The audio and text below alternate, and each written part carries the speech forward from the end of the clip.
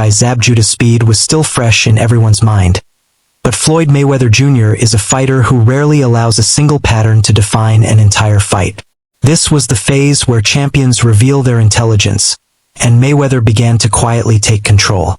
The fourth round marked the beginning of subtle but important adjustments.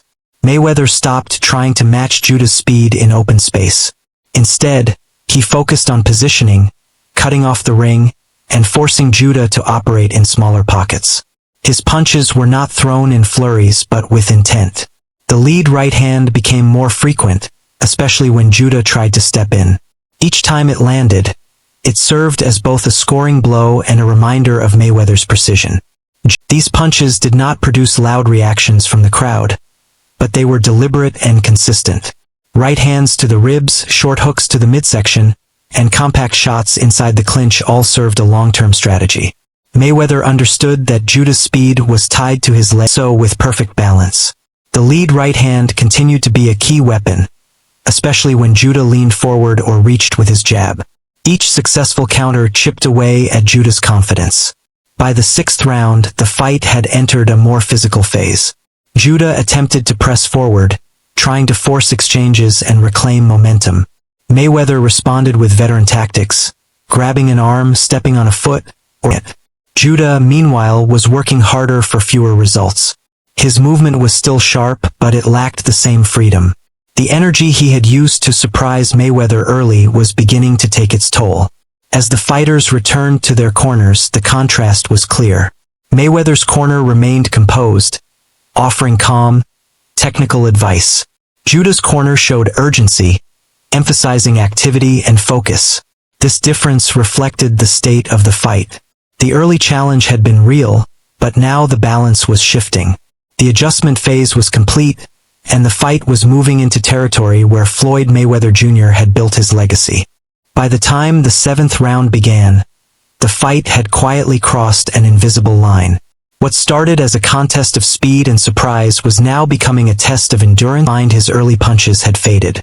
When he did land, Mayweather absorbed the shots calmly, never losing balance or composure. Each exchange ended with Mayweather in control of the ring, forcing Judah backward or into another clinch. The physical cost of those clinches was beginning to show.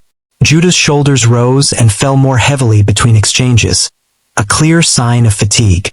As the round progressed, blood became visible. Whether from the nose or the mouth, it introduced a new challenge for Judah. Blood affects more than just breathing. It disrupts focus. Every moment spent wiping the face is a moment not spent thinking about defense or positioning. Mayweather recognized this immediately and increased the pressure, stepping inside and landing short, accurate punches. Round 8 was where the shift in dominance became unmistakable. Mayweather controlled the pace entirely. He walked Judah down, cutting off angles and denying him the space he needed. Suggested irritation rather than confidence. The early promise shown by Judah had given way to a harsh reality. Mayweather had adjusted, applied pressure, and taken control. This was the essence of championship boxing. Not just winning rounds, but systematically dismantling an opponent's strengths.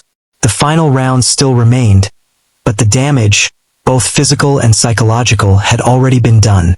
As the 10th round began, the fight through intelligence, patience, and calculated pressure. Zab Judah, once fast and confident, was now visibly worn down. What followed was not just a test of skill, but of throwing punches with urgency, but his body could no longer match his intent. In the 12th round, Mayweather controlled the distance effortlessly. At moments, he even invited Judah to engage, confident in his defense and timing. This was not arrogance.